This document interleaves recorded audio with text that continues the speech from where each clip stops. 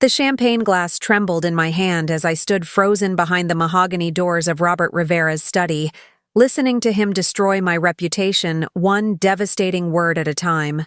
She's nothing but a small-town opportunist who saw dollar signs. The moment she met Marcus, his voice boomed with absolute certainty. Before we jump back in, tell us where you're tuning in from, and if this story touches you, make sure you're subscribed, because tomorrow, I've saved something extra special for you. Mark my words, Patricia. That girl calculated every move. From day one. The sweet act, the shy smiles, even the way she dresses down to seem humble. It's all performance. The responding murmur of agreement from his wife made my stomach lurch. 3 years of trying to earn their respect. 3 years of biting my tongue through passive-aggressive comments and thinly veiled insults. And this was what they truly thought of me. But what came next would change everything between us forever. The rain drummed against the windows of the cozy coffee shop in downtown Portland, where I first met Marcus Rivera 2.5 years ago. I was hunched over my laptop, frantically working on a logo design for a local bakery, my third client that week. Freelance graphic design wasn't glamorous, but it paid the bills and gave me the freedom to work from anywhere. The coffee shop had become my second office, partly because their Wi-Fi was reliable, and partly because the background noise helped me focus. I'd grown up in Bozeman, Montana, where my father worked double shifts at the lumber mill and my mother cleaned houses. To make ends meet, they'd sacrificed everything to send me to community college, where I'd studied graphic design with dreams bigger than our small town could contain. Moving to Portland had been terrifying and exhilarating, sleeping on my friend Amanda's couch, for 3 months until I could afford my own tiny studio apartment above a vintage bookstore. That rainy Tuesday, I was so absorbed in perfecting the curve of a croissant illustration that I didn't notice the tall, dark-haired man approaching my table until he spoke. "Excuse me." His voice was warm, slightly hesitant. "I don't mean to interrupt, but I couldn't help noticing your work. That design is incredible."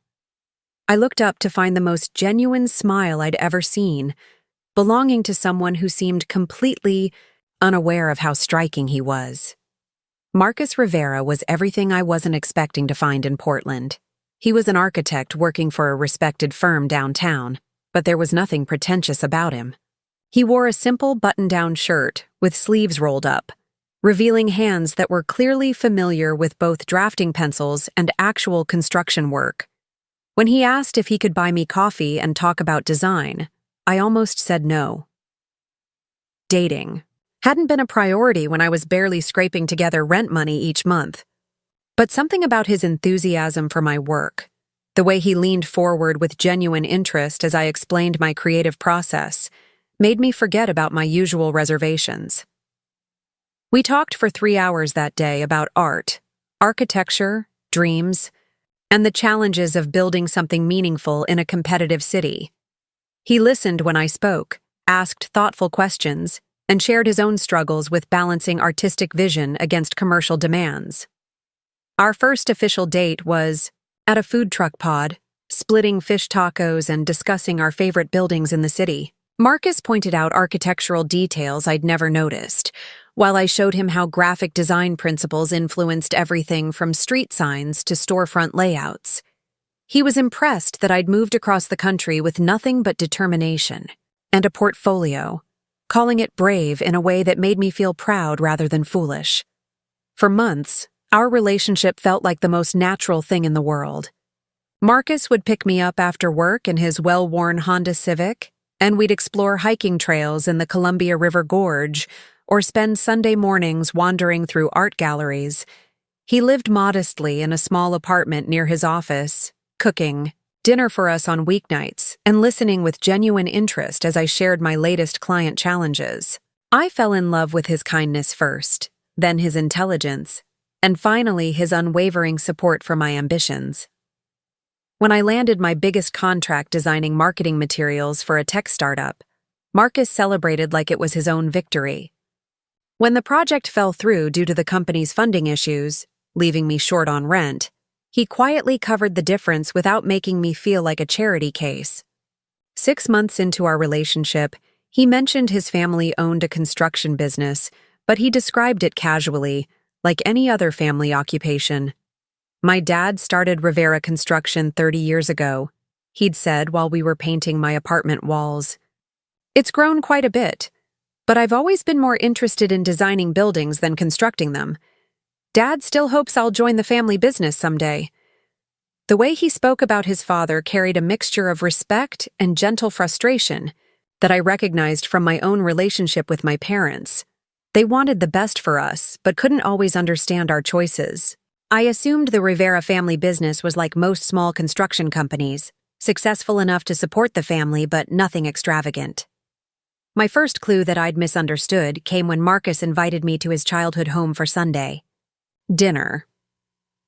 We drove through increasingly upscale neighborhoods until we reached a gated community in the West Hills. The Rivera estate sat on 3 acres overlooking the city, a stunning contemporary home that Marcus had actually helped design during his college internship with his father's architect. Robert Rivera was a man who commanded attention the moment he entered a room. Tall and broad-shouldered like his son, but with silver hair and eyes that seemed to evaluate everything they encountered. He owned the kind of presence that came from decades of running a successful business and making decisions that affected hundreds of employees. Patricia Rivera was elegant in a way that seemed effortless, but probably required considerable effort to maintain, with perfectly styled blonde hair and clothing that whispered expensive rather than shouting it.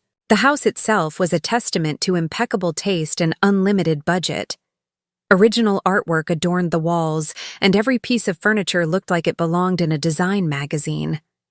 The kitchen where Patricia prepared our meal was larger than my entire apartment, with professional-grade appliances and countertops that gleamed under carefully positioned lighting.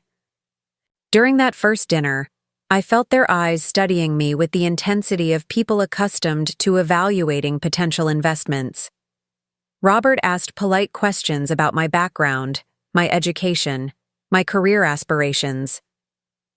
When I mentioned growing up in Montana and my parents' blue-collar jobs, I watched something shift in his expression, though his courtesy never wavered.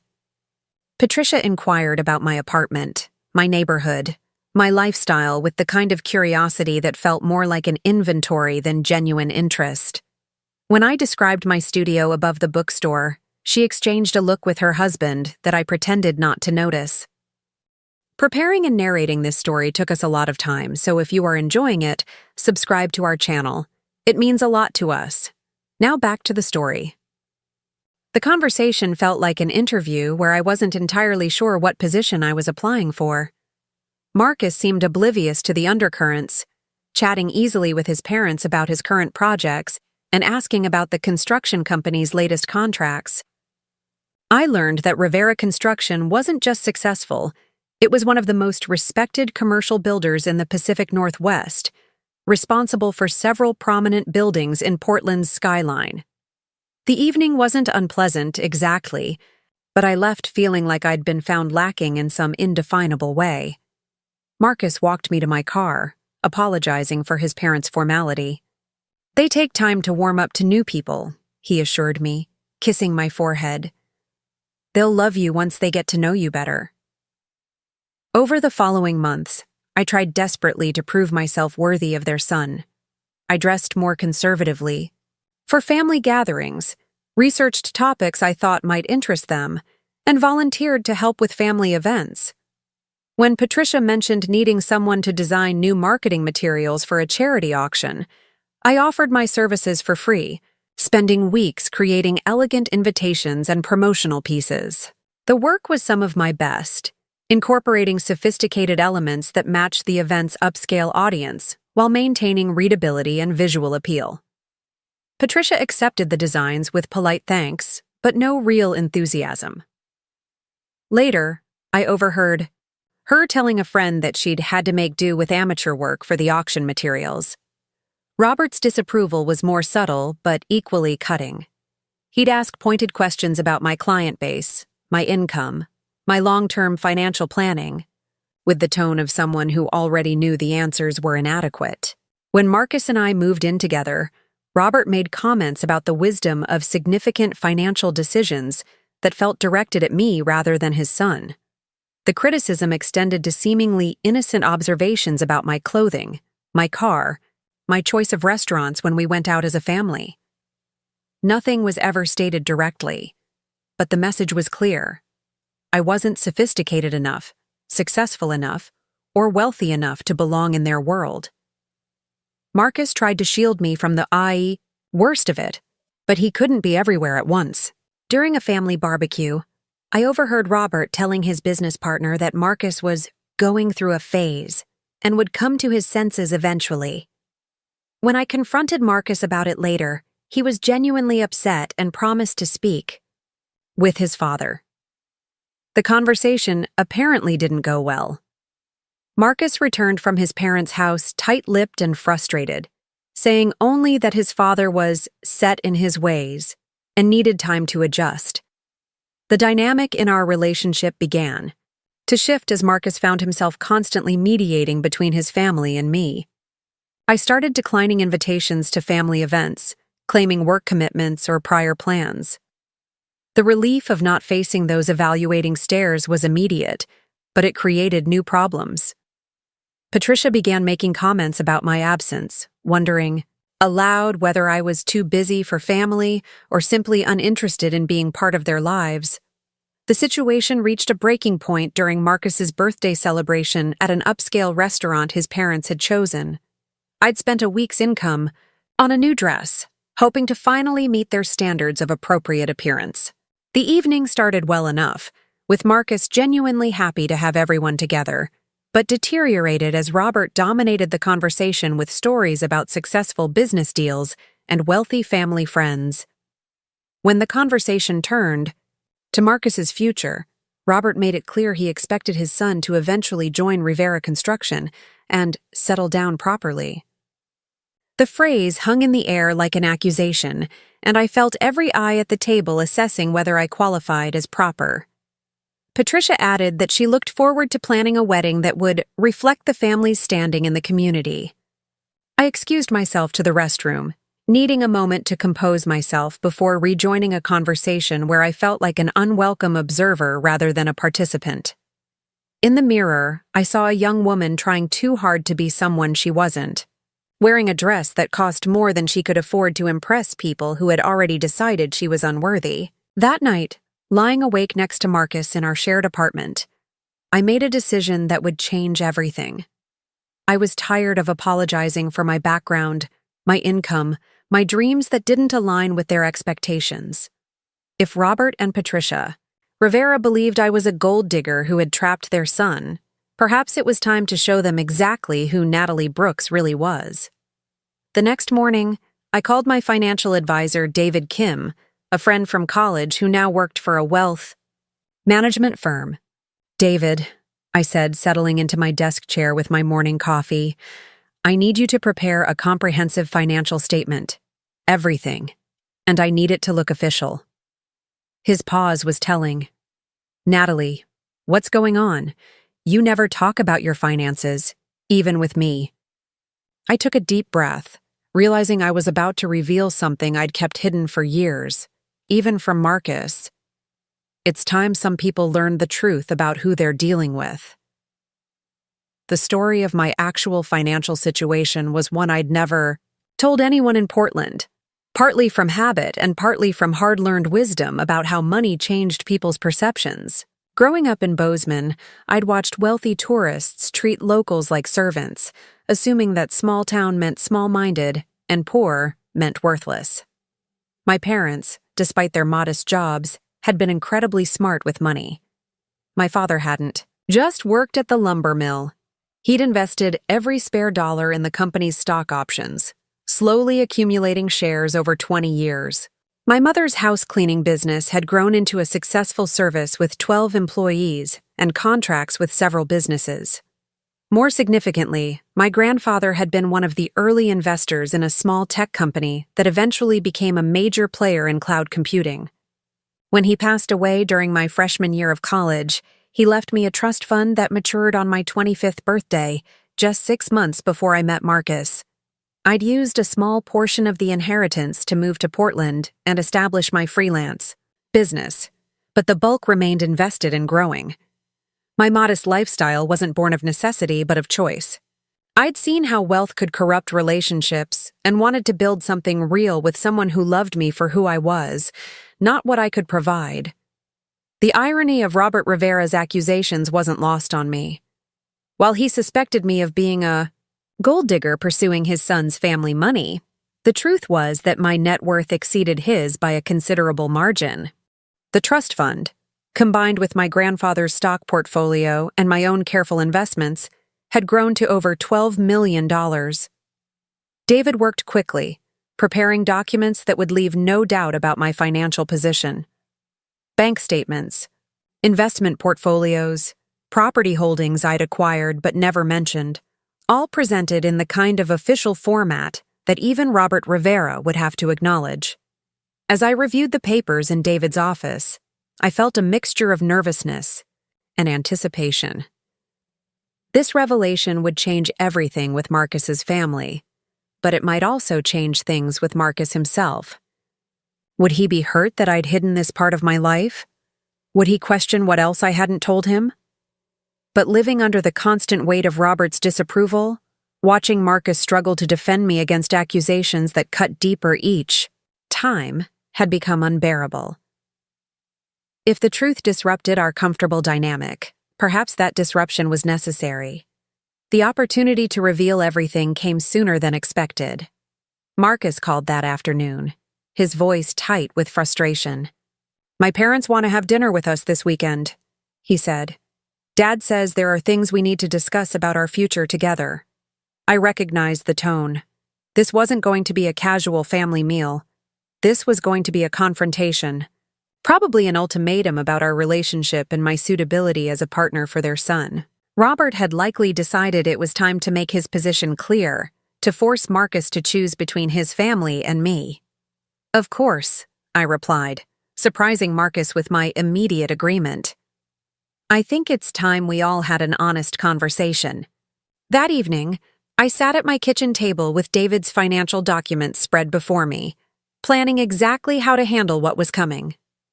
For 2.5 years, I'd allowed Robert Rivera to control the narrative about who I was and what I represented. This weekend, that would end. The anticipation was almost unbearable as I prepared for what I knew would be the most important dinner of my relationship with Marcus. I chose my outfit carefully, not trying to impress, but to feel confident and authentic. A simple black dress. That was elegant without being flashy, paired with the pearl earrings my grandmother had given me for my college graduation. Marcus picked me up Saturday evening, clearly nervous about whatever his father had planned. "Just remember," he said as we drove through the increasingly familiar, wealthy neighborhoods, "whatever happens tonight, I'm on your side. We're a team." His words warmed me, but I wondered if he'd still feel that way after learning how much I'd kept from him. As we pulled into the circular driveway of his family's estate, I touched the envelope in my purse containing the financial documents. That would change everything. Tonight, Robert Rivera would learn exactly who he'd been underestimating for the past 2.5 years. Tonight, the real Natalie Brooks would finally stand up. The Rivera family estate felt different that Saturday evening as Marcus and I walked up the stone pathway to the front door. The perfectly manicured gardens and elegant exterior lighting seemed more imposing than welcoming, as if the house itself was preparing for battle. Patricia opened the door before we could ring the bell, her smile polite but strained in a way that immediately put me on edge. "Natalie, Marcus, please come in," she said, her voice carrying an undercurrent of tension that suggested this dinner would be anything but casual. "Your father is waiting in the study. He'd like to speak with both of you before we eat." The study was Robert Rivera's domain, a room designed to intimidate and impress in equal measure. Floor-to-ceiling bookshelves lined the walls, filled with leather-bound volumes and awards from various business organizations. His massive oak desk dominated one corner, while expensive artwork and photographs of construction projects covered the remaining wall space. It was a room that declared its occupant's success and authority without subtlety. Robert stood with his back to us, looking out the window at the city lights below. He was still an imposing figure at 62, his silver hair perfectly styled, and his expensive suit tailored to perfection. When he turned to face us, his expression was serious in a way that made my stomach clench with apprehension. "Please, sit down," he said, gesturing to the leather chairs arranged in front of his desk. The positioning was deliberate, placing Marcus and me in the position of supplicants seeking an audience with someone in authority. I could feel the weight of the financial documents in my purse, knowing they would soon turn this power dynamic on its head. Marcus reached for my hand as we settled into our chairs, his palms slightly damp with nervous perspiration. He clearly sensed that whatever his father had planned wasn't going to be pleasant. Robert remained standing, using his height advantage to maintain psychological control of the conversation. "I've asked you both here tonight because there are things that need to be said," Robert began, his voice carrying the authority of someone accustomed to being heard and obeyed. "Marcus, you're my eldest son, and someday you'll inherit not just Rivera Construction, but the responsibility that comes with our family's reputation and standing in this community." He paused, letting the weight of expectations settle in the room. "That means the choices you make, especially regarding marriage, affect more than just your personal happiness. They impact our family's legacy, our business relationships, and our position in Portland society." I felt Marcus tense beside me, his grip on my hand tightening. This wasn't the conversation he'd expected, and I could see him struggling to process his father's words. Robert's gaze shifted to me, his eyes cold and assessing in a way that made me feel like a problem to be solved rather than a person to be acknowledged. "Natalie," he continued, "I'm sure you're a lovely young woman in your own way, but let's be honest about what this relationship represents.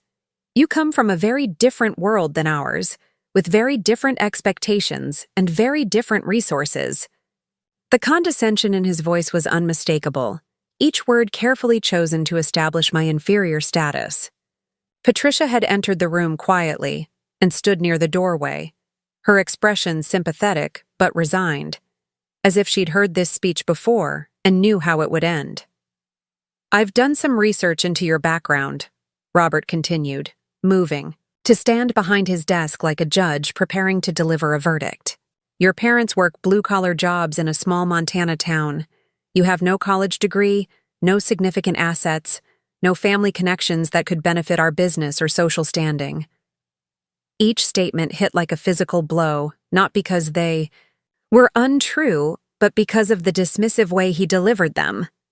He was reducing my entire life to a series of deficits, measuring my worth solely by standards I'd never asked to be judged against. "Furthermore," he said, opening a folder on his desk, "your income as a freelance graphic designer is inconsistent at best. You live in a studio apartment above a bookstore, drive a 10-year-old car, and have no meaningful savings or investments that I can find." Marcus started to stand, his face flushed with anger. "Dad, this is completely inappropriate. You have no right to investigate Natalie's private finances or judge her based on her family's background." Robert held up a hand, his expression stern. "Sit down, Marcus. I'm not finished." His voice carried the authority of a father who expected obedience, and Marcus reluctantly settled back into his chair, though his anger was palpable. "I understand that young people often mistake physical attraction for love," Robert continued, his tone becoming almost clinical in its detachment. "But marriage is a business partnership as much as an emotional commitment. It requires compatibility in values, goals, and yes, social and economic standing." He walked around the desk to stand directly in front of us, his presence dominating the room. "Natalie, I believe you're a genuinely caring person who makes my son happy in the short term. But I also believe you've recognized an opportunity to dramatically improve your circumstances by attaching yourself to our family." The accusation hung in the air like a toxic cloud. After years of subtle hints and veiled comments, Robert was finally saying what he'd always believed, that I was a gold digger who had manipulated his son for financial gain. "That's not true," I said quietly, finding my voice for the first time since entering the room. "I love Marcus for who he is, not what his family has." Robert's smile was patronizing, the expression of someone who believed they understood the world better than the naive young woman sitting before them. "I'm sure you've convinced yourself of that," he replied, "but let's examine the facts objectively." He returned to his desk and pulled out what appeared to be a timeline he'd prepared. "You met Marcus at a coffee shop where you were working on a laptop, clearly struggling financially. Within weeks, he was paying for your dinners, your entertainment, helping with your rent when clients didn't pay." Each point was accurate, but Robert's interpretation stripped away all context and genuine emotion. He was presenting our relationship as a calculated transaction rather than the organic connection it had been. "6 months later, you moved in together, eliminating your housing costs," he continued. "Marcus began covering utilities, groceries, and most of your shared expenses while you maintained the pretense of independence with your sporadic freelance work." Marcus was growing angrier by the moment, his jaw clenched so tightly I could see the muscle twitching. "Dad, you're completely mischaracterizing our relationship. Natalie and I share expenses based on what we can each afford. That's what couples do." "That's what couples with similar financial positions do," Robert corrected. "When one partner consistently contributes significantly more than the other, it creates an imbalance that ultimately breeds resentment and dependency." Patricia stepped forward, her expression sympathetic but equally misguided. "Natalie, we're not trying to hurt you," she said gently. "We're trying to prevent hurt for everyone involved. These kinds of relationships rarely work long-term because the fundamental inequality creates problems that love alone can't solve." I felt something cold and hard forming in my chest, a mixture of fury and resolve that surprised me with its intensity. For 2.5 years, I'd endured their subtle disapproval and condescending treatment, always trying to prove myself worthy of their acceptance. Now, faced with their direct attack on my character and motivations, something fundamental shifted inside me. "You're right about one thing," I said, my voice steadier than I felt. "There is a fundamental inequality in this room, but it's not what you think."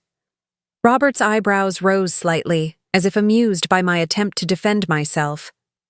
"I'm sure you believe that, but the financial realities speak for themselves." I reached into my purse and pulled out the envelope David had prepared, setting it on the coffee table between us. The simple manila envelope looked innocuous enough, but I knew it contained information that would shatter every assumption Robert and Patricia had made about me. "Since you've taken the liberty of investigating my finances," I said, my voice growing stronger with each word, "I thought you might be interested in seeing the complete picture." Marcus looked at me with confusion, clearly wondering what I was doing. He had no idea what was in the envelope, and I realized that revealing this information would change our relationship as much as it would change his family's perception of me. "What is this?" Robert asked, his tone suggesting he was humoring a child's attempt at misdirection. "Bank statements," I replied simply. "Investment portfolios, property holdings, a complete financial disclosure prepared by my wealth management advisor." The room went completely silent.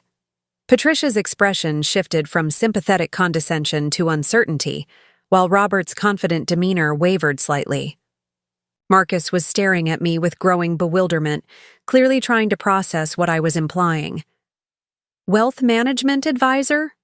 Patricia repeated, her voice barely above a whisper. I nodded, feeling a strange calm descending over me as I prepared to reveal the truth I'd hidden for so long.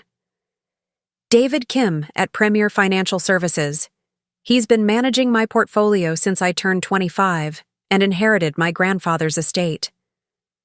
Robert's face had gone pale, but he maintained his composure as he reached for the envelope. I'm sure whatever modest inheritance you received was $12.7 million, I said quietly, cutting him off mid-sentence, as of last Friday's market close. The number hung in the air like a physical presence. Patricia actually staggered slightly, reaching for the back of a chair to steady herself. Marcus was staring at me with his mouth slightly open, clearly struggling to process what he'd just heard.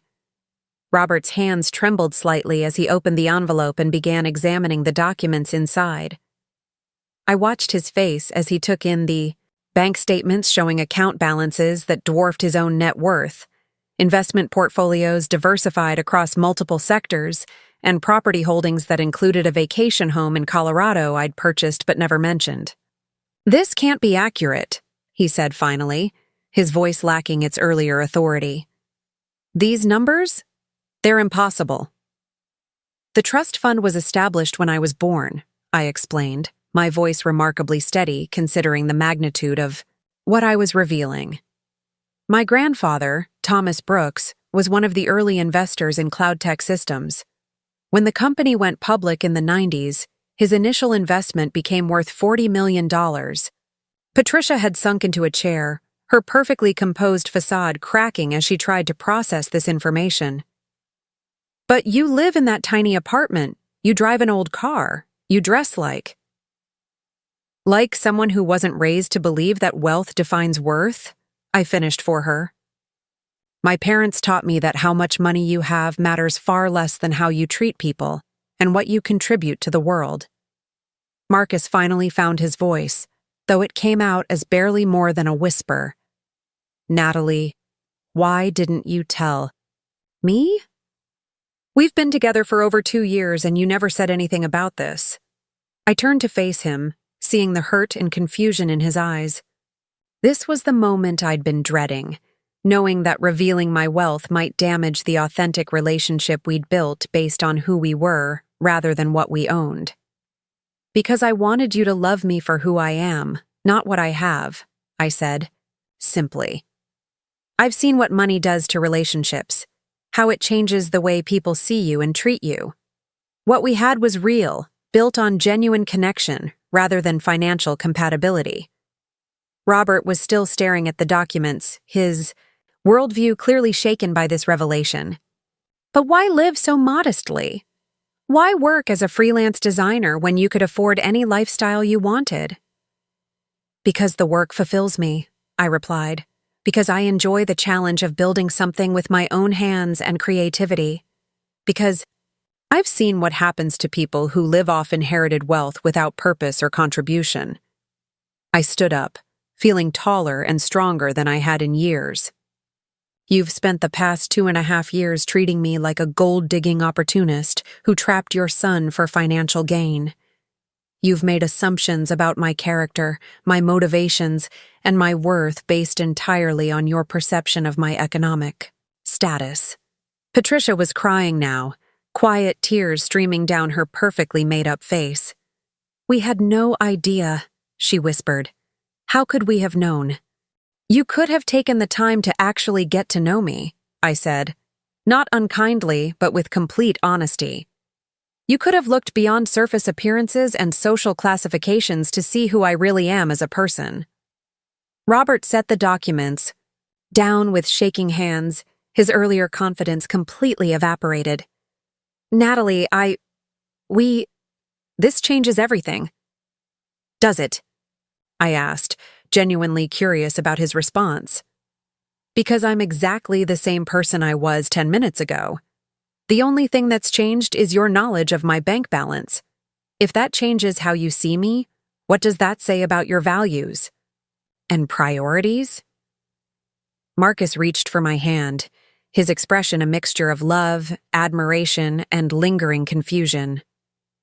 I can't believe you kept this secret for so long. Weren't you tempted to tell them when they were treating you badly?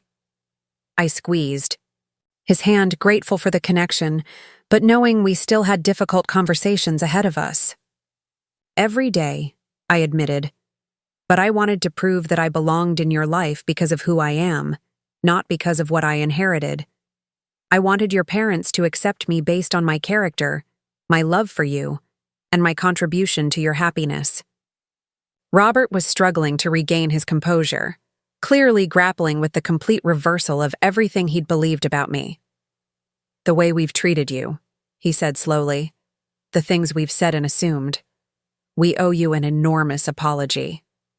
"You owe me respect," I corrected gently. "The same respect you'd give to anyone dating your son, regardless of their financial status. An apology is a good start, but it doesn't undo years of condescension and judgment." Patricia wiped her eyes, smearing her mascara slightly. "We thought we were protecting Marcus from someone who might hurt him or take advantage of him. We never imagined that someone from a small town with working-class parents could be anything other than what you assumed," I finished. "That's the problem, Patricia. You never looked past your own prejudices and class-based assumptions to see who I really am." The room fell silent again as everyone processed the magnitude of what had just been revealed. Marcus was still holding my hand, but I could see him struggling with his own emotions about my secrecy. Robert was studying the financial documents again, as if looking at them repeatedly might help him understand how completely wrong he'd been about me. "There's something else you should know," I said, deciding that complete honesty was the only way forward.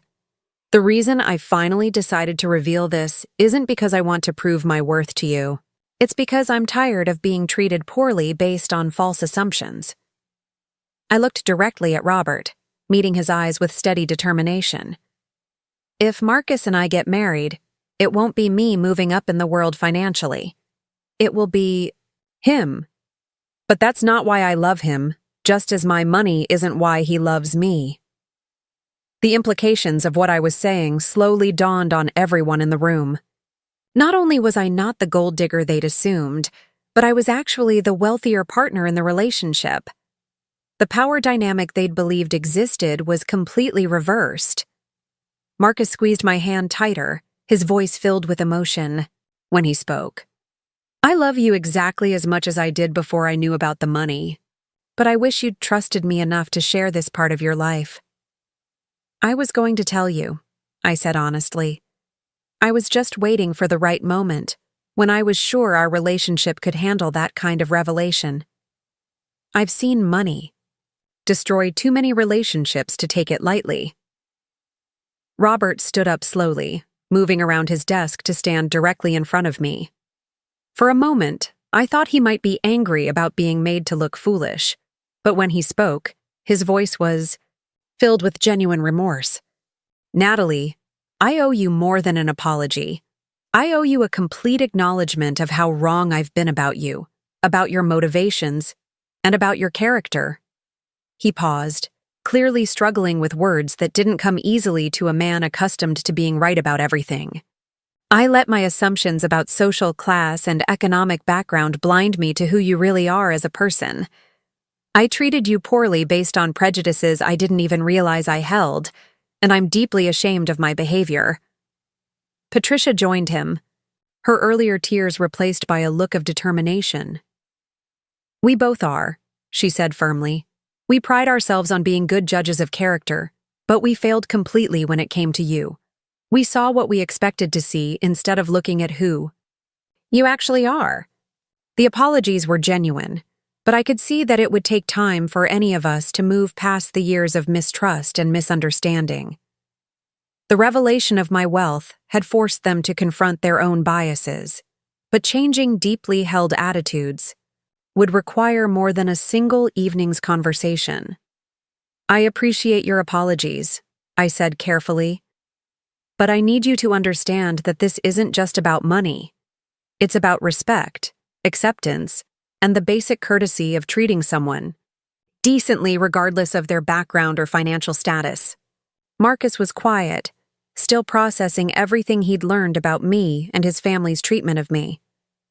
When he finally spoke, his voice was thoughtful but firm. Mom, Dad, I need you to understand something. Even if Natalie had no money at all, even if every assumption you made about her background was accurate, your behavior would still be unacceptable. He stood up, his height matching his father's as he faced them both. The woman I love has been subjected to years of subtle insults, condescending treatment, and outright hostility based on nothing more than your prejudices about her family's economic status.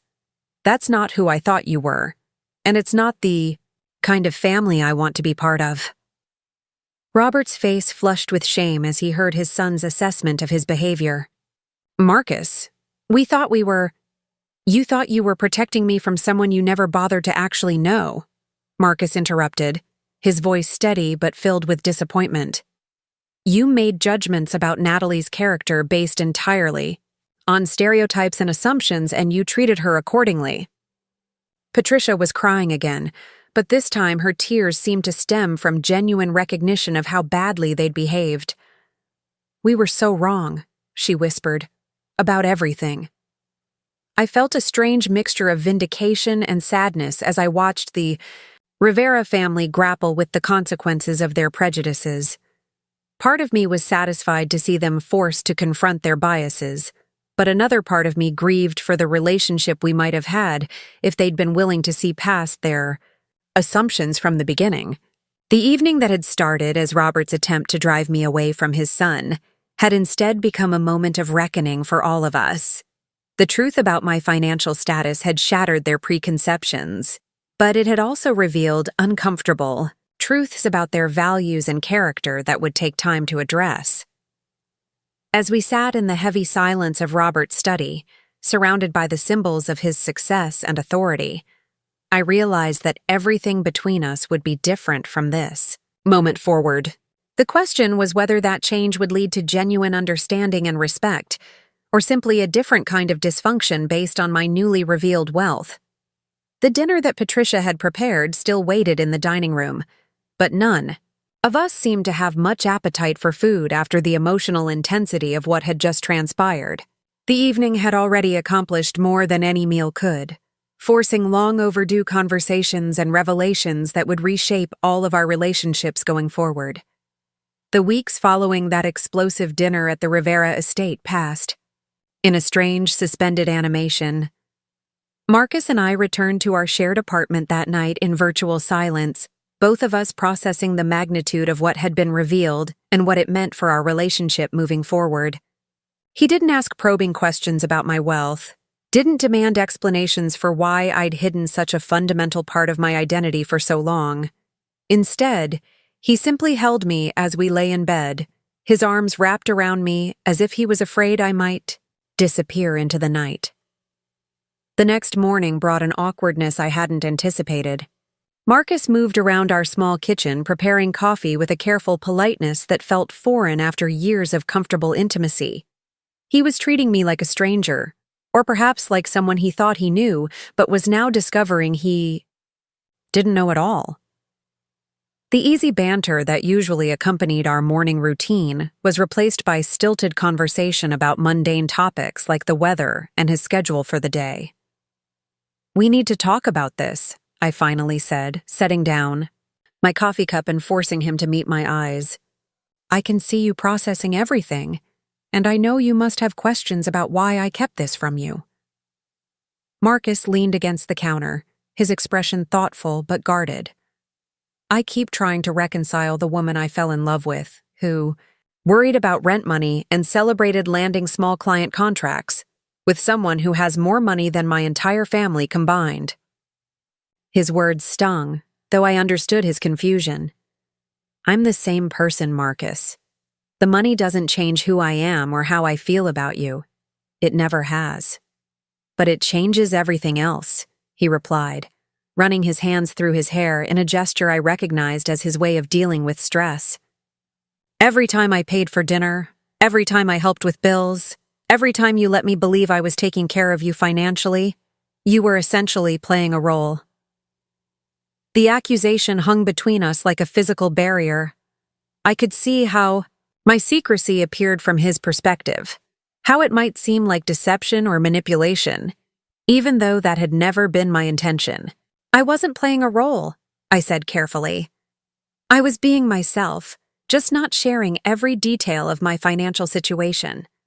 The woman who fell in love with you, who appreciated your kindness and generosity, who built this relationship with you, that's completely real. Marcus shook his head, his frustration evident. But you watched me struggle to afford things for us, watched me worry about money, watched my parents treat you like you were after our family's wealth, and you never said anything. How is that not deceptive? I had no easy answer for his questions because they touched on the very real complexity of my situation. How do you explain that you hid your wealth not out of malice but out of self-protection? How do you make someone understand that money has the power to corrupt relationships in ways that go far beyond simple materialism? I've seen what money does to relationships, I said finally.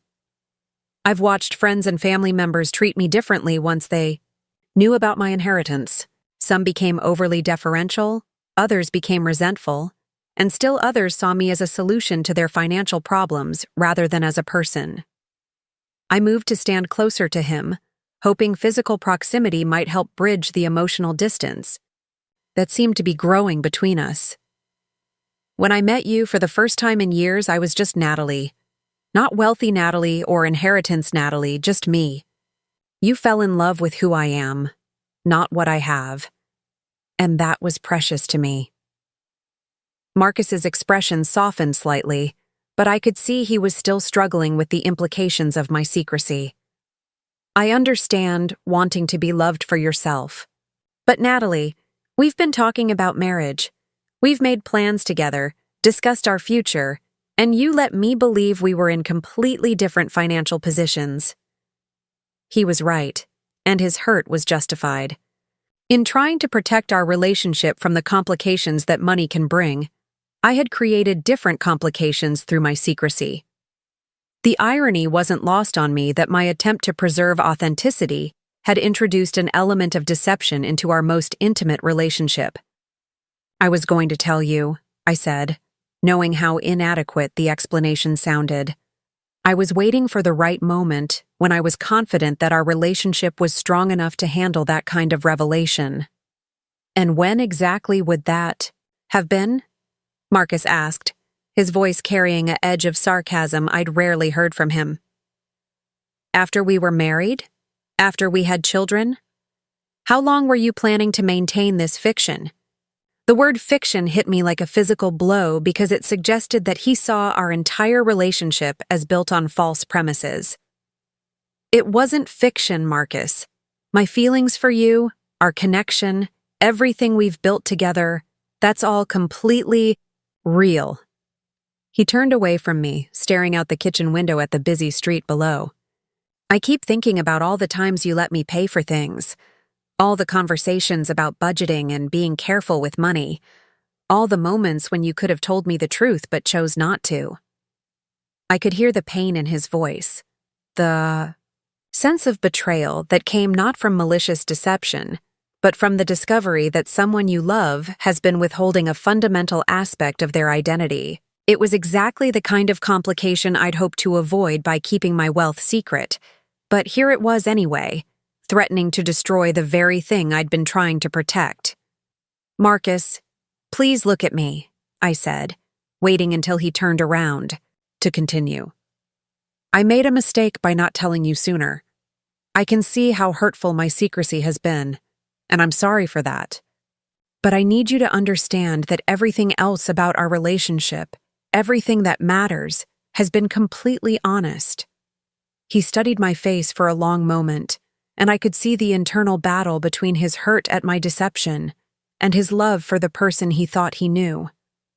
I need some time to process this, he said finally. Not just the money, but what it means that you felt you couldn't trust me with the truth.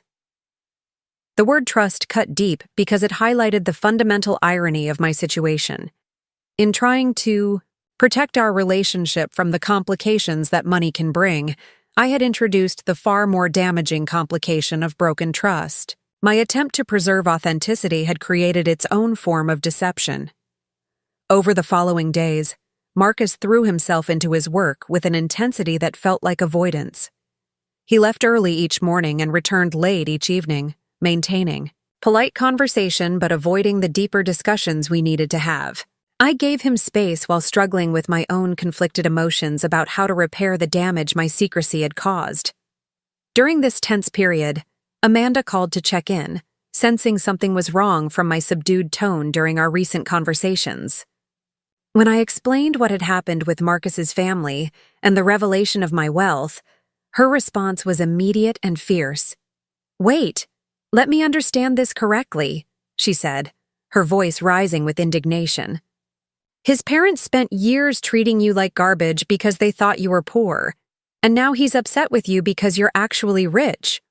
What kind of backwards logic is that?" Her perspective, coming from someone who had known me before, I had money in after, helped clarify some of my own confusion about the situation. "It's not that simple, Amanda. He feels like I deceived him by not sharing something so fundamental about my life. But you're the same person you've always been," she argued. "You've never acted entitled or spoiled. You've never used money to solve problems or buy people's affection. If anything, you've been almost pathologically committed to living authentically despite your wealth." Her words resonated because they reflected my own understanding of my choices, but I could also see Marcus's perspective. From his point of view, I had allowed him to make assumptions about our relative financial positions that influenced how he behaved in our relationship. "He feels like I let him play a role that wasn't necessary," I explained. "Like I allowed him to be the provider when I could have been providing for both of us." Amanda was quiet for a moment before responding. "Natalie, honey, the fact that you have money doesn't obligate you to spend it on other people or to reveal your financial status to anyone, even someone you're in a relationship with. You're allowed to have boundaries around your wealth." Her support was comforting, but it didn't resolve the fundamental issue between Marcus and me.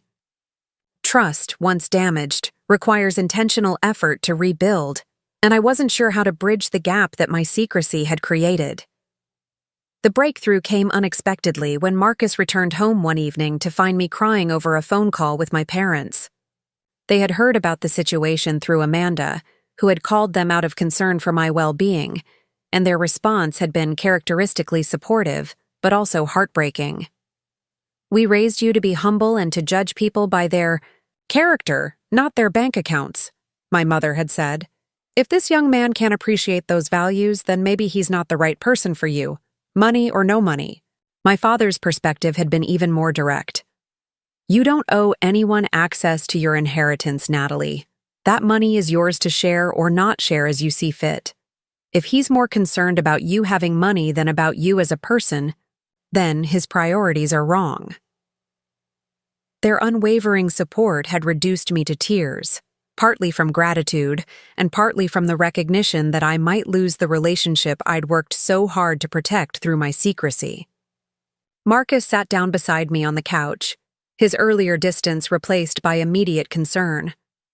"What's wrong? What happened?" Through my tears, I explained the conversation with my parents and their perspective on the situation. As I spoke, I could see something shifting in Marcus's expression, a recognition that perhaps he had been viewing the situation too narrowly. "Your parents are right," he said quietly. "You don't owe me or anyone else access to your financial information. I've been so focused on feeling deceived that I haven't considered how difficult it must have been for you to navigate this." His acknowledgement opened the door for the honest conversation we'd been avoiding since the night at his parents' house. For the first time since the revelation, we talked openly about my relationship with money, my fears about how wealth changes, relationships, and the specific experiences that had shaped my decision to keep my inheritance private. "I watched my college roommate's boyfriend start treating her differently after he found out her family had money," I explained. "Suddenly, he expected her to pay for everything, and when she didn't, he accused her of being stingy and selfish. Their relationship became about her money instead of about them as people." Marcus listened intently as I shared story after story about relationships that had been corrupted by wealth, either through resentment, entitlement, or the simple fact that money creates power imbalances that can be difficult to navigate. I fell in love with you because you saw me as an equal, I continued. You treated me with respect and kindness without any ulterior motives. When you helped with bills or paid for dinner, it was because you wanted to take care of me, not because you thought I needed you to. But I did think you needed me to, Marcus said, his voice filled with a new understanding. Part of what I loved about our relationship was feeling like I was contributing something valuable, like I was taking care of someone I loved. This admission revealed the heart of his struggle with my revelation. His identity as a provider and protector had been challenged by the discovery that I didn't need his financial support. In hiding my wealth, I had inadvertently allowed him to build part of his self-worth around a role that wasn't necessary. You do take care of me, I said, reaching for his hand. Every day, in dozens of ways that have nothing to do with money. You listen when I'm frustrated with work. You make me laugh when I'm stressed. You hold me when I'm sad. None of that changes because of my bank balance. We talked through the night, working through the complex emotions that my revelation had triggered for both of us. Marcus acknowledged that his hurt came partly from wounded pride and partly from a sense that he had been performing a role based on incomplete information. I acknowledged that my secrecy, however well-intentioned, had created the very complications I'd been trying to avoid. By morning, we had reached a new understanding. My wealth was a fact that would require ongoing navigation in our relationship, but it didn't have to define or destroy what we'd built together. More importantly, we had established a commitment to complete honesty going forward, recognizing that trust could only be rebuilt through consistent transparency.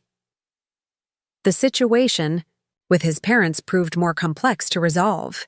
Robert called several times in the days following our confrontation, leaving voicemails that alternated between elaborate apologies and requests to meet again so he could make amends properly. Patricia sent flowers with a note expressing her shame at how she had treated me and her hope that we could start over. Their attempts at reconciliation were clearly genuine, but I found myself struggling with how to respond. Years of subtle hostility and condescension couldn't be erased with apologies and flower arrangements, especially when those apologies seemed motivated primarily by the discovery of my wealth, rather than by genuine recognition of their poor behavior. They're trying, Marcus said one evening as we discussed how to handle his parents' overtures. It's awkward and probably inadequate, but they're genuinely remorseful about how they treated you. I understood his desire to believe his parents were capable of change, but I remained skeptical about their motivations. Are they sorry they treated me badly, or are they sorry they misjudged my financial status? Because those are very different things. It was a fair question, and one that Marcus couldn't easily answer. The timing of their remorse, coming immediately, after learning about my wealth, suggested that their change of heart was at least partially motivated by embarrassment at having been so wrong about me, rather than by genuine recognition of their prejudices. I think it's both, he said finally. They're embarrassed about being wrong, but I also think seeing those financial documents forced them to confront their own biases in a way they couldn't ignore. Amanda's perspective, when I shared it with her, was characteristically blunt. They spent years treating you like trash because they thought you were poor, and now they want to be best friends because you're rich. That tells you everything you need to know about their character. Her assessment was harsh, but not entirely unfair. The Rivera family's dramatic change in attitude toward me suggested that their acceptance was contingent on my financial status, rather than on who I was as a person. That kind of conditional respect felt hollow and unsustainable. Marcus arranged a dinner at a neutral restaurant where we could meet with his parents in a less emotionally charged environment than their home. I agreed reluctantly, partly out of love for Marcus and partly out of curiosity about whether Robert and Patricia were capable of genuine change. The evening was awkward from the moment we sat down. Robert and Patricia were clearly nervous, treating me with an exaggerated courtesy that felt almost as uncomfortable as their previous hostility. They asked careful questions about my background and my family with the kind of respectful interest they should have shown from the beginning. "We want you to know how deeply sorry we are," Patricia said over appetizers, her voice sincere but stilted. "We made assumptions about you that were completely unfair and unfounded, and we treated you accordingly. There's no excuse for our behavior." Robert nodded emphatically, his earlier confidence replaced by obvious discomfort. "We pride ourselves on being good judges of character, but we failed completely when it came to you. We let our preconceptions blind us to who you really are." Their apologies were more elaborate than necessary, which paradoxically made them feel less genuine. I found myself longing for the straightforward hostility of their previous treatment, which had at least been honest about their feelings, rather than this performative remorse that seemed calculated to repair their relationship with their son.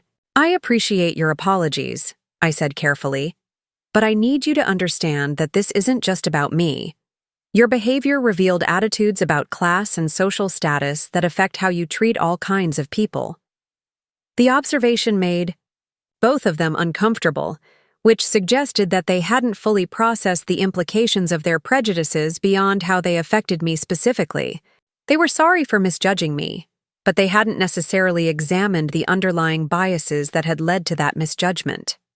Marcus tried to facilitate a meaningful conversation, but the dinner remained stilted and artificial. His parents were trying too hard to demonstrate their changed attitudes, while I struggled to move past years of accumulated resentment and mistrust. By the end of the evening, it was clear that rebuilding our relationship would require much more than a single apologetic dinner.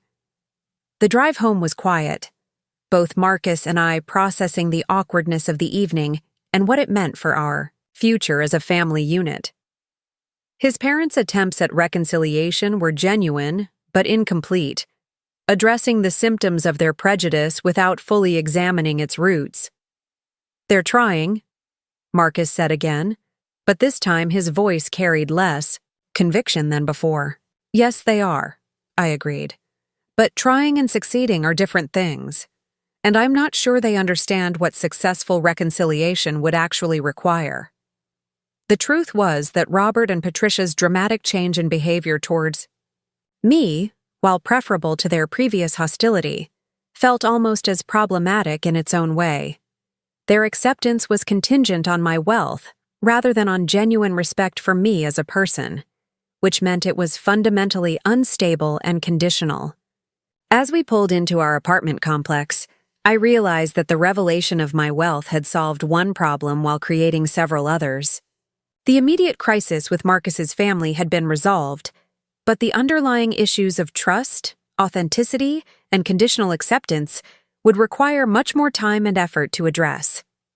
The question now was whether any of us had the patience and commitment necessary to do that work, or whether the damage caused by years of mistrust and months of secrecy was too extensive to repair. Only time would tell if the truth about my financial status had set us free or simply created new forms of bondage.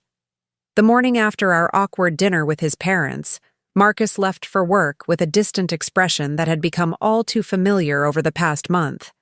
Our relationship felt like it was suspended in amber, neither moving forward nor completely falling apart, but frozen in a state of careful politeness that exhausted both of us. I found myself missing the easy intimacy we'd shared before money became a complicating factor in our lives.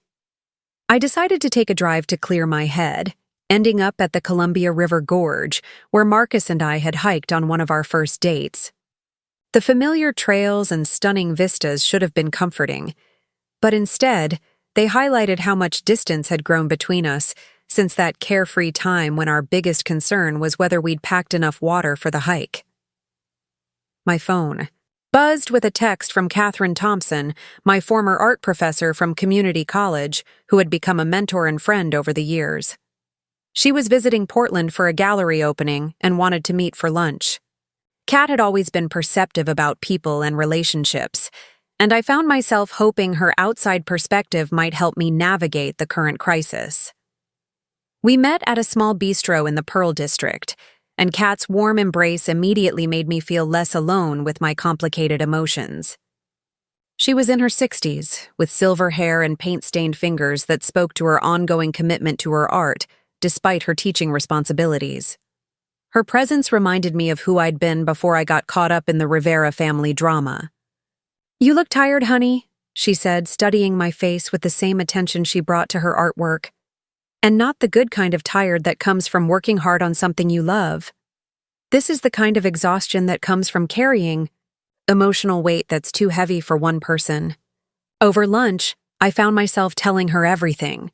The years of subtle hostility from Marcus's parents, the careful way I'd hidden my wealth, the explosive confrontation that had revealed my financial status, and the complicated aftermath that was threatening to destroy the relationship I'd worked so hard to protect.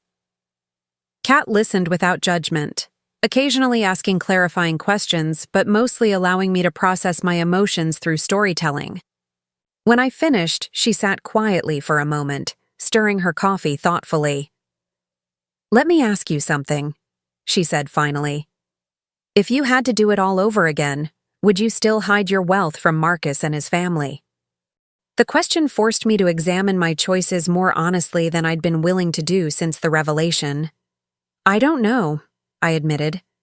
"Part of me thinks everything would have been simpler if I'd been upfront from the beginning.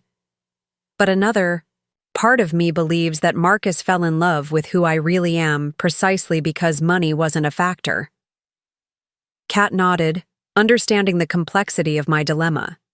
"Here's what I've learned in 63 years of living and 35 years of teaching young people about art and life. Authenticity isn't about revealing every detail of your personal history to everyone you meet. It's about being true to your core values and treating others with honesty and respect." She leaned forward, her expression serious but kind. "You've been authentic in every way that matters. You've lived according to your values. You've treated people well, and you've built genuine relationships based on who you are rather than what you have.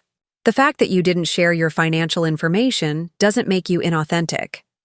Her perspective offered a different framework for understanding my choices, one that was less focused on disclosure and more focused on integrity.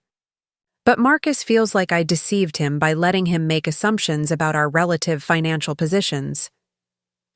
"Marcus feels challenged in his identity as a provider and protector," Kat corrected gently. "That's a very different thing than being deceived. His hurt isn't really about your secrecy. It's about discovering that a role he valued in your relationship wasn't necessary." The insight was illuminating because it explained why our conversations about trust and honesty hadn't seemed to address the real source of Marcus's discomfort. His struggle wasn't primarily about my keeping secrets. It was about reconceptualizing his place in our relationship now that he knew I didn't need his financial support. "What do I do with that information?" I asked, feeling both relieved to understand the problem better and overwhelmed by its complexity. Kat smiled, the expression of someone who had helped many students work through difficult personal challenges. "You help him understand that being needed isn't the same as being wanted, and that wanting someone is actually much more meaningful than needing them." The conversation with Kat shifted something fundamental in my understanding of the situation. Instead of focusing on defending my choice to keep my wealth private, I needed to help Marcus understand that his value in my life had never been dependent on his ability to provide for me financially. That evening, I waited for Marcus to come home with a new sense of clarity about what I wanted to say to him. When he walked through the door, looking tired and preoccupied, I asked him to sit down so we could have an important conversation. "I've been thinking about what you said regarding feeling like you were playing an unnecessary role in our relationship," I began, choosing my words carefully. "And I want you to understand something crucial about why I fell in love with you." Marcus settled onto the couch beside me, his expression guarded but attentive. The careful distance he'd been maintaining felt less pronounced, as if he was also ready for a different kind of conversation than the ones we'd been having. When I met you, I had already learned to be completely self-sufficient, I continued. I could take care of myself financially, emotionally, and practically. I didn't need anyone to rescue me or solve my problems or provide for me in any material way. I paused, making sure he was understanding the significance of what I was saying. That means that everything you've done for me, every kindness and gesture of care, has been because I wanted you in my life, not because I needed you there. Marcus's expression began to shift as he processed the implications of my words. I never thought about it that way, he said quietly. Marcus, when you paid for dinner or helped with bills, it wasn't because I couldn't afford those things, myself. It was because I loved you and enjoyed letting you take care of me in those ways. When you worried about my financial security, it wasn't because I was actually insecure, but because your concern showed how much you cared about my well-being. I reached for his hand, relieved when he didn't pull away. Every generous thing you've done for me has been a choice, not an obligation. And that makes it infinitely more meaningful than if I had actually needed your help. The conversation marked a turning point in our relationship.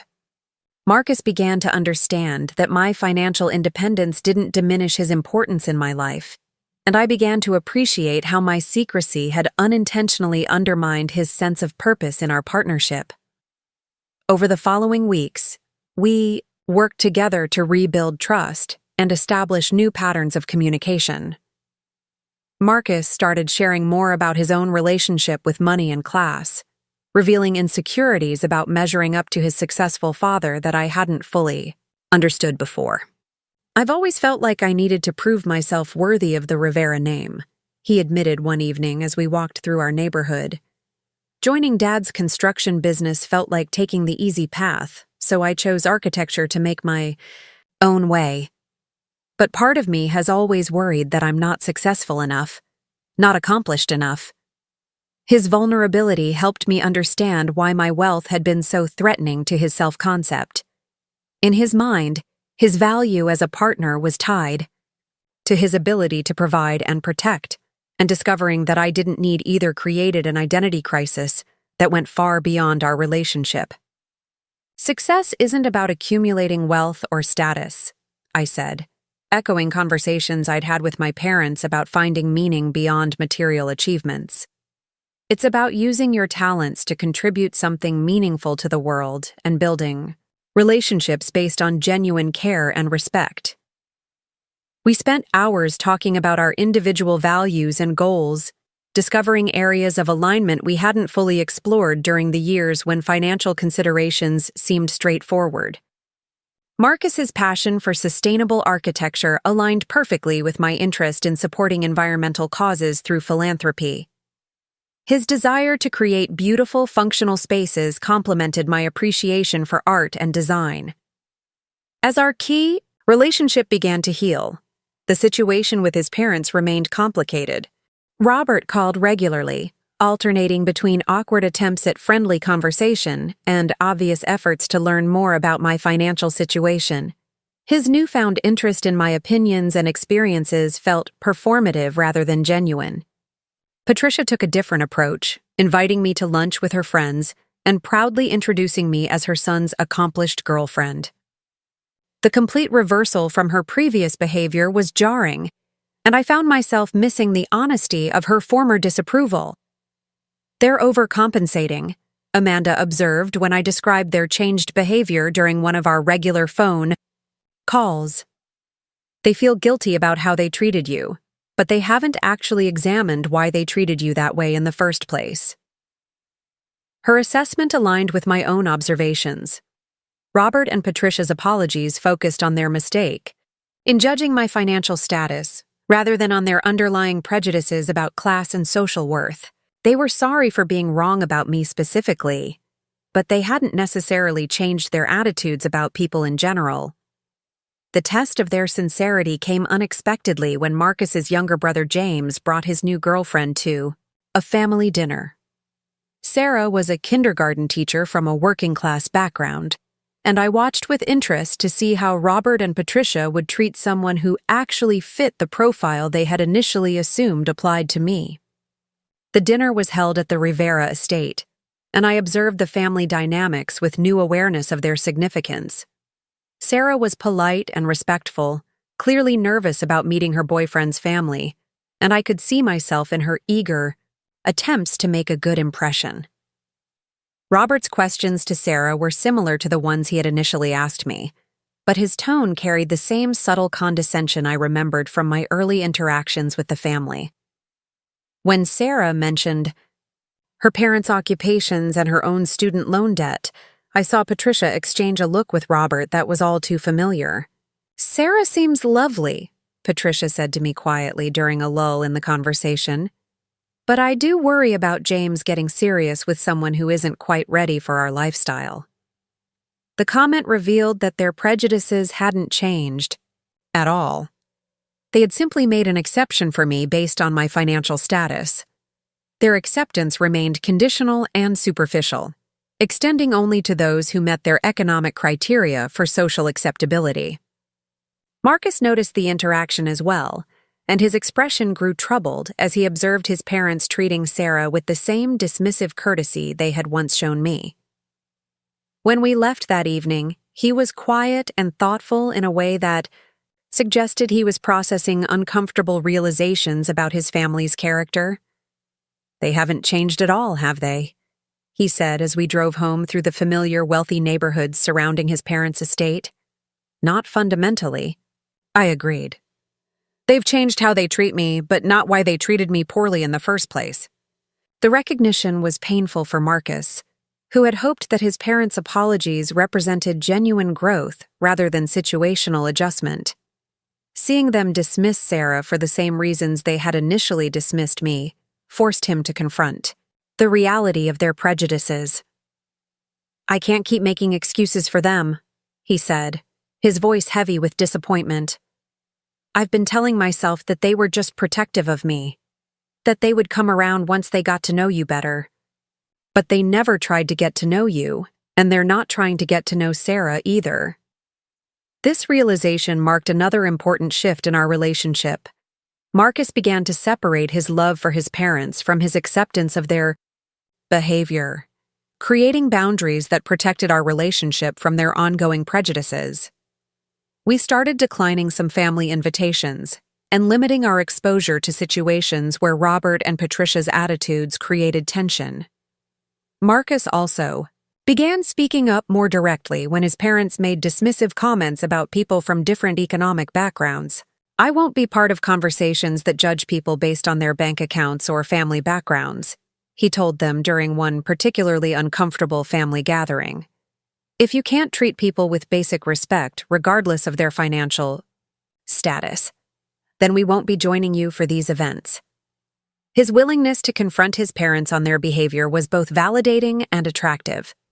For the first time since our relationship began, I felt like Marcus was choosing me over his family's approval, standing up for principles that mattered more than maintaining family harmony. The changes in our relationship extended beyond dealing with his parents' prejudices.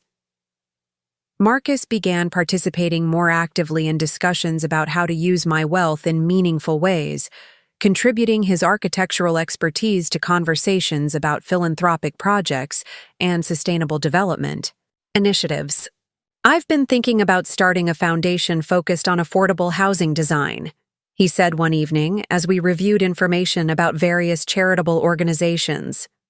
"There's such a need for beautiful, functional housing that people with modest incomes can actually afford." His idea excited me because it represented a way to combine his professional skills with my financial resources to address a genuine social need.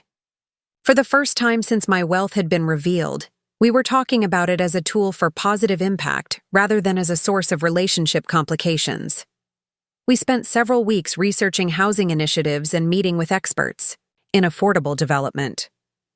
Marcus's enthusiasm for the project reminded me of why I had fallen in love with him in the first place. His combination of idealism and practical skills, his desire to create something meaningful rather than simply accumulating wealth or status. The foundation became a joint project that helped us develop new patterns of collaboration and shared purpose.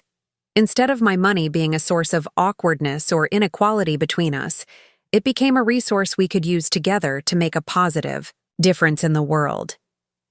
As our relationship strengthened and found new equilibrium, I reflected on how much we had both grown through the crisis of revelation and reconciliation. Marcus had learned to value himself for qualities that went beyond his ability to provide financially, while I had learned the importance of vulnerability and trust in intimate relationships. The situation with his parents remained imperfect, but we had established boundaries that protected our relationship while maintaining basic family connections. Robert and Patricia continued their performative acceptance of me while revealing their unchanged prejudices toward others, but their attitudes no longer had the power to hurt me in the same way. Most importantly, Marcus and I had developed a deeper understanding of each other's values and insecurities, creating a foundation for marriage that was more solid than anything we could have built on the surface-level compatibility of our early relationship. The revelation of my wealth, which had initially seemed like it might destroy everything we had built together, had instead forced us to examine what we truly valued in each other and in our shared future. We emerged from the crisis with greater honesty, stronger communication skills, and a clearer sense of our individual and collective purposes. As I prepared for the next phase of our relationship, I felt confident that we could handle whatever challenges arose, armed with hard-won wisdom about the difference between needing someone and choosing them, between conditional acceptance and genuine love. 6 months after the explosive revelation at the Rivera family dinner, Marcus and I stood in the community center we had helped fund through our newly established affordable housing foundation. The building buzzed with activity as families toured. Model apartments designed with Marcus's architectural vision and built with sustainable materials that would keep costs low while maintaining dignity and beauty. A young mother named Elena walked through one of the units with her 2 children, her eyes bright with hope as she examined the efficient kitchen layout and the large windows that filled the space with natural light. "My kids could each have their own room," she murmured to the housing counselor, her voice filled with wonder at the possibility of stability her family had been seeking for years.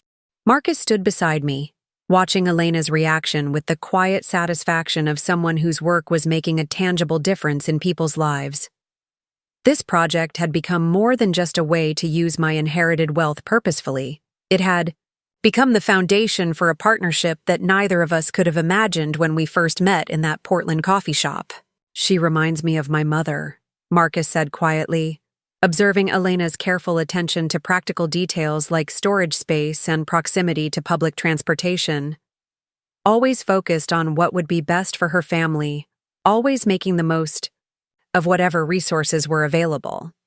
His comment surprised me because Marcus rarely spoke about his mother in terms that acknowledged her practical wisdom rather than her social anxieties. The months of working together on the foundation had given him new perspective on the difference between survival and status, between genuine accomplishment and inherited privilege. The community center was hosting an open house to celebrate the completion of our first housing development, and the event had drawn interest from city officials, other nonprofit organizations, and families hoping to qualify for future units. Local news stations had covered the story, focusing on the innovative design elements that made quality housing affordable without sacrificing beauty or functionality.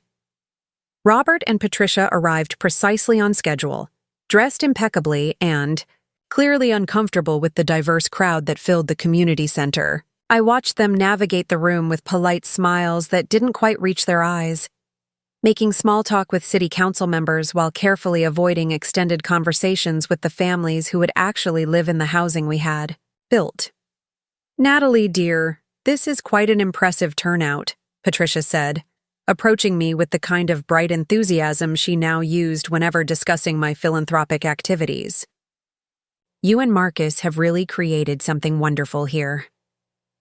Her praise felt hollow because I could see her surveying the crowd with the same evaluative gaze she had once turned on me. The working-class families, the single mothers, the elderly, residents on fixed incomes, all received the same polite acknowledgement without genuine engagement or interest. Robert joined us, shaking hands with Marcus with obvious pride in his son's achievement. "The architecture is really outstanding," he said, and I could hear the genuine appreciation in his voice for Marcus's professional skills. "You've managed to create spaces that feel spacious and elegant despite the budget constraints." "Thank you, Dad," Marcus replied, but I could see the tension in his shoulders. Over the months of working on this project, he had become increasingly aware of his parents' inability to see the people we were serving as anything more than statistics or charity cases. The moment that crystallized everything came when Elena approached our small group, her children trailing behind her as she looked for someone to thank for the opportunity her family had been given. She was holding the keys to her new apartment, having just completed the final paperwork that would allow her family to move in the following week. "Excuse me," she said, her voice slightly nervous but determined. "I wanted to thank whoever is responsible for this program. My family has been on waiting lists for decent housing for 3 years, and this apartment is going to change everything for us." Marcus stepped forward immediately, his face lighting up with genuine warmth. "Elena, right? I remember meeting you during the application process. How do the spaces feel now that you've had a chance to walk through them?" "Like a miracle," she replied simply, and I could see tears forming in her eyes. "My son is starting middle school next month, and for the first time, he'll have his own space to do homework. My daughter can have friends over without being embarrassed about where we live." Patricia's response to Elena's gratitude was polite, but distant, the kind of acknowledgement someone might give to a person providing a service rather than someone whose life had been meaningfully impacted by our work. Robert nodded approvingly, but with the detached benevolence of someone viewing poverty from a comfortable distance. The contrast between Marcus's genuine engagement with Elena and his parents' performative charity was stark and illuminating. Marcus asked about her children's interests, listened to her concerns about the neighborhood schools, and offered practical suggestions based on his knowledge of the area. His parents smiled and made appropriate sounds of encouragement, while clearly waiting for the conversation to end so they could return to networking with other donors and officials. After Elena moved on to explore more of the community center, Marcus turned to his parents with an expression I had never seen before. It was a mixture of disappointment and clarity, as if he was finally seeing them with complete honesty for the first time. "Did you hear what she said about her son having space to do homework?" he asked them, his voice carrying an edge of challenge. "Did you understand what that means for a family that's been living in overcrowded conditions?" Patricia looked confused by the intensity of his question. "Of course, dear. It's wonderful that these families are getting help. You should be very proud of what you've accomplished." "I am proud," Marcus replied, "but not because we're helping these families as if they're different from us in some fundamental way. I'm proud because we're addressing a basic human need for safe, dignified housing that every person deserves, regardless of their income level." Robert frowned, clearly uncomfortable with the direction of the conversation. "Marcus, no one is suggesting these people don't deserve decent housing. We're here supporting your project, aren't we? You're here because it reflects well on the family to be associated with successful philanthropy," Marcus said, his voice calm but firm. "But you're not here because you actually care about Elena or her children as individuals worthy of respect and consideration." The accusation hung in the air between them like a challenge that couldn't be ignored or deflected. Patricia's face flushed with embarrassment, while Robert's expression hardened with the defensive anger of someone being confronted with uncomfortable truths about themselves. "That's completely unfair," Patricia protested. "We've always taught you to care about people less fortunate than ourselves. We've donated to charities. We've supported community causes." "You've written checks," Marcus corrected, "but you've never actually engaged with people whose experiences are different from yours." You've maintained your distance while feeling good about your generosity. I watched this confrontation unfold with a mixture of pride in Marcus's courage and sadness for the pain it was causing him to finally acknowledge his parents' limitations. This was the conversation we had been building toward since the night. My wealth was revealed, the moment when Marcus would have to choose between enabling his parents' prejudices and standing up for his own values. Your mother and I have worked hard for everything we have, Robert said, his voice carrying the defensive tone of someone whose worldview was being challenged. If that success allows us to help others, I don't see why our motivations matter, as long as people are being helped. Because charity without respect is just another form of condescension, Marcus replied, and I could hear echoes of our many conversations about the purpose and ethics of philanthropy. Because treating people as objects of pity rather than as equals deserving of dignity perpetuates the very attitudes that create inequality in the first place. The argument was becoming more heated, drawing curious glances from other attendees at the open house. I stepped closer to Marcus, not to mediate the conflict, but to show my support for his willingness to confront his parents' attitudes directly. We should probably continue this conversation somewhere more private, I suggested, nodding toward a small office space that Marcus had been using for project coordination. The four of us moved to the office, where the conversation could continue without creating a scene at what was supposed to be a celebration of community achievement. Once the door closed, Robert's composure cracked slightly, revealing the frustration he had been suppressing. I don't understand what's happened to you, Marcus, he said, his voice carrying the bewilderment of a parent whose child had grown beyond their comprehension. We raised you to be successful, to contribute to your community, to make something of yourself. And you have. But now you seem angry with us for the very values that made your success possible. Marcus sat down heavily in one of the office chairs, suddenly looking exhausted by the emotional weight of confronting his parents. I'm not angry about success, Dad. I'm disappointed that you equate financial achievement with moral worth, that you judge people's value based on their economic status rather than their character. That's not what we do, Patricia insisted, but her protest lacked conviction.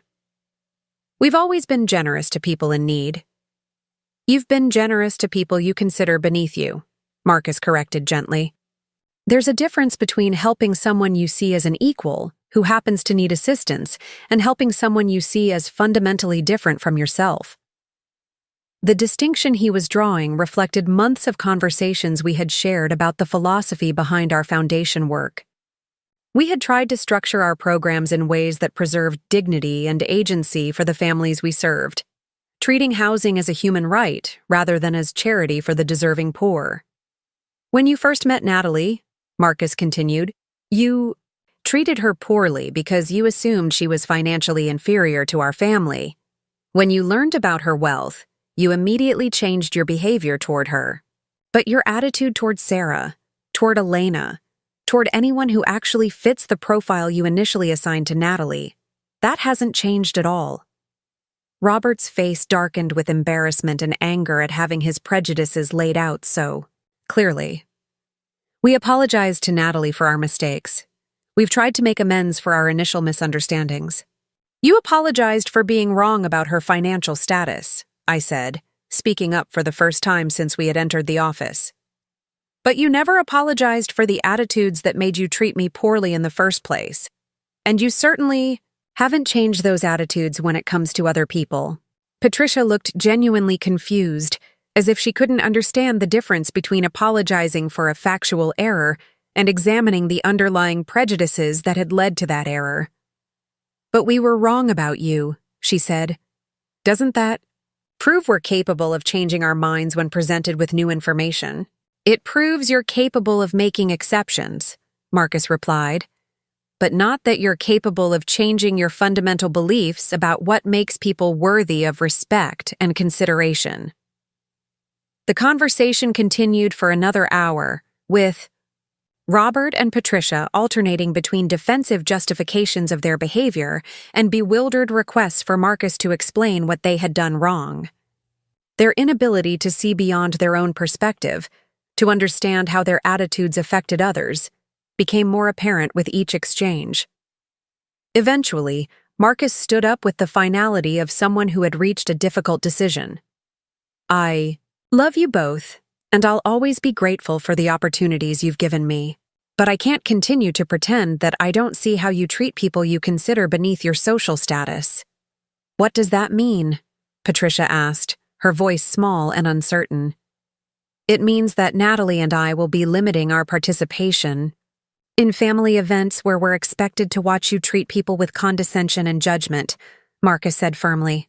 "It means we won't be bringing our children, when we have them, to gatherings where they'll learn that a person's worth is determined by their bank account." The reference to future children seemed to hit Robert and Patricia harder than anything else Marcus had said. The possibility that they might have limited access to their grandchildren because of their attitudes towards social class forced them to confront the real consequences of their prejudices. "Marcus, please," Patricia said, tears forming in her eyes. "We never intended to hurt anyone. We just wanted what was best for you." "I know you did," Marcus replied, his voice gentler but still firm. "But your definition of what's best was based on maintaining social status rather than developing character. And that's not the foundation I want for my own family."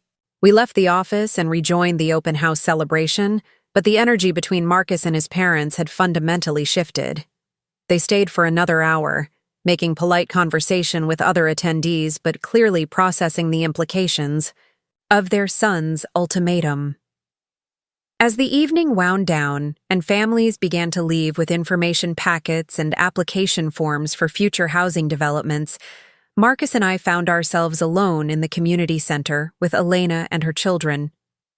Her son was playing with a tablet in the corner while her daughter showed us drawings she had made of how she planned to decorate her new bedroom. "This is what it's all about," Marcus said quietly, watching Elena's daughter explain her artistic vision with the serious concentration of a professional interior designer, creating opportunities for people to build the lives they want for themselves and their families. Elena overheard his comment and approached us with a smile that transformed her entire face. "You know what the best part is?" she said. "It's not just the apartment, though that's wonderful. It's feeling like someone believed we deserved something beautiful." Her words captured exactly what we had been trying to explain to Robert and Patricia. The foundation's impact wasn't just about providing affordable housing. It was about affirming the dignity and worth of every family we served. As we drove home that night, Marcus was quiet, but not in the tense, conflicted way that had characterized his silences during the months following my revelation. This was the contemplative quiet of someone who had made a difficult but necessary decision and was at peace with the consequences. "Do you think I was too hard on them?" he asked as we stopped at a red light near our apartment. "I think you were honest with them," I replied. "Maybe for the first time in your adult life." He reached over and took my hand, his thumb tracing circles on my palm in a gesture that had become familiar during our months of rebuilding trust and intimacy. "I couldn't have done this without you," he said. "Not just the foundation, but learning to see my parents clearly, learning to stand up for what I believe in." "You could have," I said, squeezing his hand. "But I'm glad you didn't have to." The following months brought the changes Marcus had promised. We declined invitations to family gatherings where Robert and Patricia's attitudes created tension. Instead, building relationships with Marcus's extended family members who shared our values about treating people with dignity, regardless of their economic circumstances. James, Marcus's younger brother, proved to be a surprising ally in this process. His relationship with Sarah, the kindergarten teacher, had deepened despite his parents' subtle disapproval, and he began joining us for holidays and celebrations that focused on genuine connection rather than social performance. Robert and Patricia made several attempts to repair their relationship with Marcus, but their efforts continued to focus on surface-level changes rather than the fundamental examination of their attitudes that would be necessary for real reconciliation. They attended charity events and made larger donations to various causes, but their interactions with service staff, with people from different economic backgrounds, with anyone they perceived as socially inferior, remained unchanged. Marcus grieved the loss of the close relationship he had once had with his parents, but he also felt liberated from the constant tension of trying to bridge the gap between their values and his own. Our relationship deepened as we built a shared life based on mutual respect, common purpose, and the kind of authentic partnership that can only exist between people who choose each other freely. A year after the community center open house, Marcus proposed to me at the site of our second housing development, which was nearing completion. He had designed a small garden space in the center of the complex where children could play and neighbors could gather, and he asked me to marry him, surrounded by the tangible evidence of what we could accomplish together. Our wedding was small and deliberately intimate, held at a vineyard in the Willamette Valley, with close friends and family members who celebrated our love rather than our social or economic compatibility. Elena and her children attended, along with several other families from our housing programs, their presence a reminder that the most meaningful relationships transcend traditional social boundaries. Robert and Patricia came to the wedding, but their discomfort with the guest list and the casual elegance of the celebration highlighted how far apart we had grown.